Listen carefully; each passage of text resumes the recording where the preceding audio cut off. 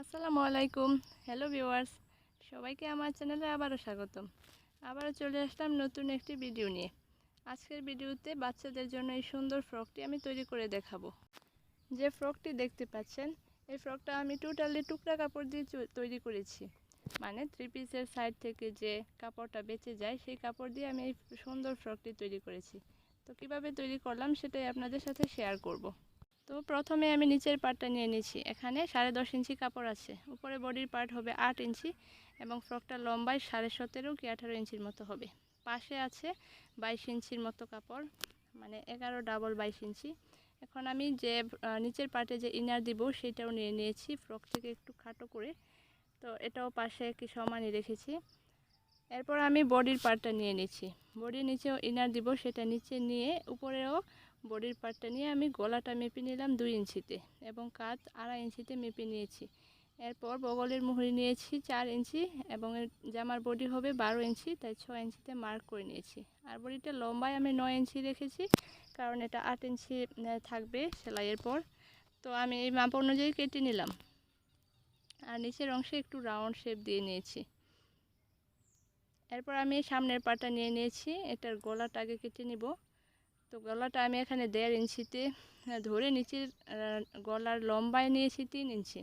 সেলাইয়ের পর পাশে 1.5 ইঞ্চি থেকে 2 ইঞ্চি হবে। এরপর পেছনের পাটটাও আমি লম্বায় 1.5 ইঞ্চি এবং পাশেও 1.5 ইঞ্চি নিয়ে কেটে নেব। এরপর আগে ইনারটা রেখে উপরের পাটটা উল্টা করে ধরে নেব। এরপর হাফ ইঞ্চি কাপড় ভিতরে রেখে তারপর সেলাই করব। সেলাইয়ের পর গলাটা 2 ইঞ্চি করে 4 ইঞ্চিতে যাবে আর কাটটা আমি 2 ইঞ্চি রাখবো, তাই 2 ইঞ্চিতে দাগ দিয়ে সেলাই করে নিয়েছি। এই পাশেও বগলের মুহুরিটা সেলাই করে নিলাম। এরপর এদিকে ছোট ছোট করে কেটে নিতে হবে, তাহলে কাপড়টাকে ফ্রন্ট সাইডে আনলে ফিনিশিং ভালো আসবে। এরপর পেছনের পাটটাও একইভাবে সেলাই করে নিয়েছি। সেলাই করে আমি কাপড়টা আয়রন করে নিয়েছি। এরপর পেছনের পার্টে যে আমি চেন লাগাবো সেজন্য মাঝখান থেকে কাপড়টাকে কেটে নিয়েছি। এরপর আমি এখানে একটা চেন নিয়ে চেনের উপরে মাথাটা ভেঙে নিয়েছি এবং এইভাবে দুই পার্টের ভিতর দিয়ে নিচের পার্টটা সমান করে ভাঁজ করে উপরের পার্টটাও ভাঁজ করে চেনটার কর্নার দিয়ে সেলাই করে নিব। এই তো এক পাশে সেলাই করার পর এরকম হয়েছে। এরপর আমি অপর পাশেও সেমভাবে সেলাই করে নিয়েছি। এভাবে যদি ইনার দেওয়া কাপড়ে এইভাবে জিপার লাগালে কিন্তু খুবই সুন্দর হয়। তো আমি ইনার দেওয়া কাপড়ে এইভাবেই জিপার লাগাই। এরপর জিপার সেলাই করার পর আমি কাঁধটা জোড়া দিয়ে নিয়েছি। এবার আমি ফ্রকটার যে বেল্ট থাকবে সেই বেল্টটা তৈরি করে নিব।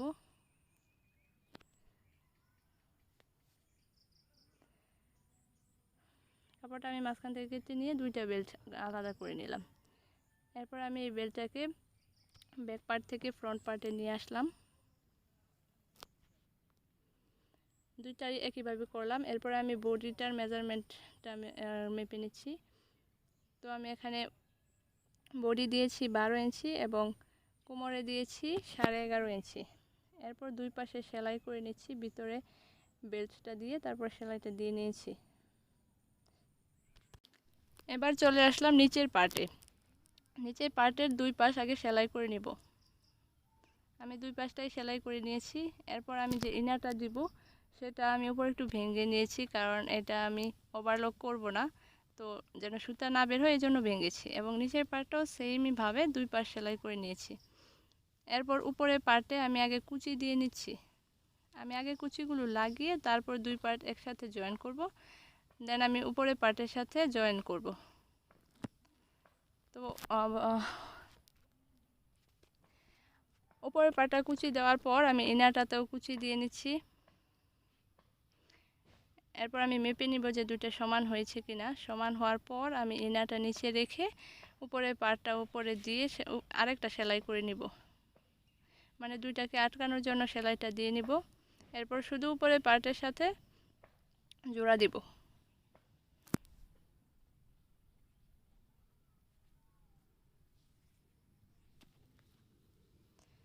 এই তো জোড়া দিয়ে নিয়েছি। এবার আমি উপরের পার্টটার সাথেও জোড়া দিয়ে নিব, মানে বডির পার্টটা আর নিচের পার্টটা একসাথে জোড়া করব।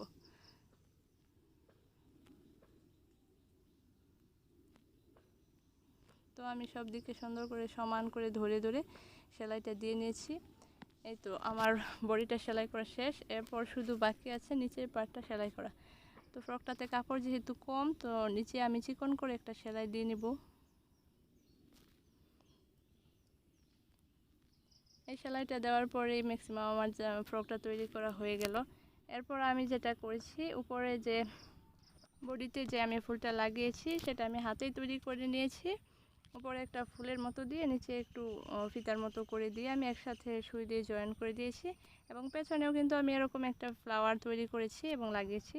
তো এই ফুলগুলো লাগানোর পর ফ্রকটা কিন্তু আরও বেশি সুন্দর লাগছে। আর এই ফ্রকের কাপড়টা সিল্ক টাইপ ছিল, তাই এই ফ্রকটা তো গর্জিয়াস লাগছে দেখতে।